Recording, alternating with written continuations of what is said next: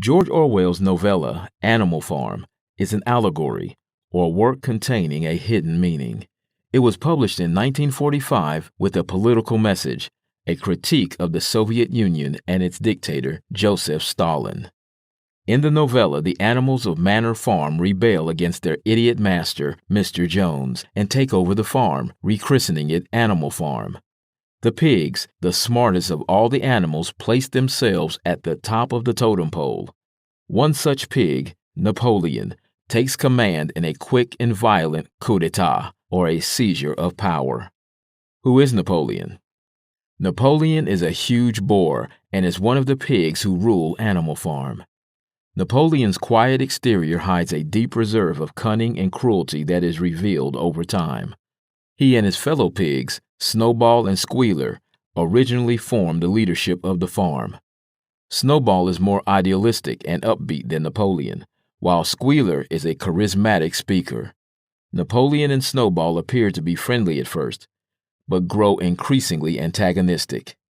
You've probably heard the old saying, never trust a politician. Well, someone should have told the animals of the farm the same thing. Everything starts out fine and dandy. Then Napoleon uses the farm's vicious dogs and his propaganda guy, Squealer, in a bid for power. With their help, Napoleon stages a coup and runs off Snowball, his only potential political rival. Gradually, Squealer becomes more and more important to Napoleon because he is the one who communicates to all the animals Napoleon's policy changes and reasons with the animals whenever they doubt their leader. Every politician needs a spin team, right? Napoleon says a lot of things throughout the story, but many of which contradict each other. Nevertheless, Napoleon is a stubborn speaker, and he uses his right-hand man Squealer as a public relations tool. Squealer is able to convince the animals of anything Napoleon says, even if it's unfair. The 7 commandments of animalism are rules regarding animal behavior and equality, separating animals from humans.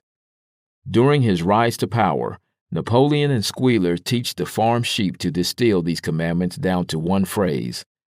The sheep bleat this phrase whenever Napoleon senses a possible dispute over a change.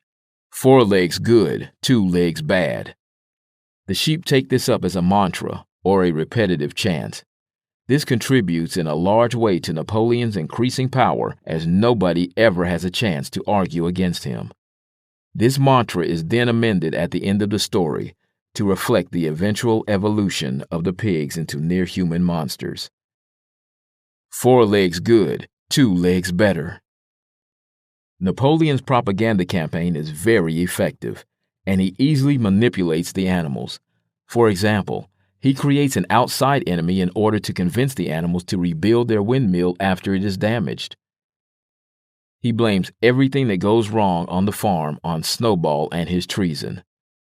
"Snowball has done this" is one of Napoleon's most popular phrases, garnering support for himself while finding a scapegoat, or someone to bear the blame, to distract the animals from their impoverished state. But things get worse very quickly. The tone of Napoleon's rule changes drastically with the "Snowball is behind this" slogan. At this time, he begins to increase the workload of the animals in order to sell the farm's products and create revenue. The animals are less than thrilled at first, but Napoleon squashes this quickly. During a meeting, Napoleon's dogs slaughter all the animals he feels have been disloyal. The dogs of Napoleon tore their throats out, and in a terrible voice, Napoleon demanded whether any other animal had anything to confess. This brainwashing continues because Napoleon now has complete control over the lives of all the animals. As if expecting to be shown mercy, animals continue to confess, yet no mercy is shown. Late in the story, Napoleon begins backpedaling and revising all the rules. He changes the commandments just enough so that the other animals are unaware of this, and then he sends Squealer in to convince them they're remembering wrong. Suddenly now, Napoleon says that it's important to trade with other farms. And then, soon after this, comes the biggest change of all. The pigs begin to walk on 2 legs. 4 legs good, 2 legs better becomes the cry of the sheep by the story's end. The pigs are now put in schools and taught to read, and they carry whips while they oversee the other animals. The final commandment changes from all animals are equal to all animals are equal, but some animals are more equal than others. In the final scene of the novella, Napoleon and the head honcho pigs hold a party for nearby farmers. The other animals watch from the window, horrified, as Napoleon gives a speech denouncing the revolutionary outlook that was rumored he and his colleagues held. In fact, he tells the others nothing could be further from the truth. The pigs jointly own the farm, he says, and they want to live in mutual prosperity with their neighbors. They will be removing the hoof and horn from the animal farm flag, and they have stopped referring to one another as comrade. Napoleon's lies come full circle as the animals watch with one more final hurt. The pigs will be reinstating the name Manor Farm, which he believed was its correct and original name. The animals are left outside, dejected, unable to tell the difference between the pigs and the men, finally realizing the full extent of Napoleon's betrayal. Animal Farm. George Orwell's 1945 allegory about Stalin and the Soviet Union contains many memorable quotes from the eventual dictator of Animal Farm, Napoleon. Napoleon takes power in a coup and never relinquishes it.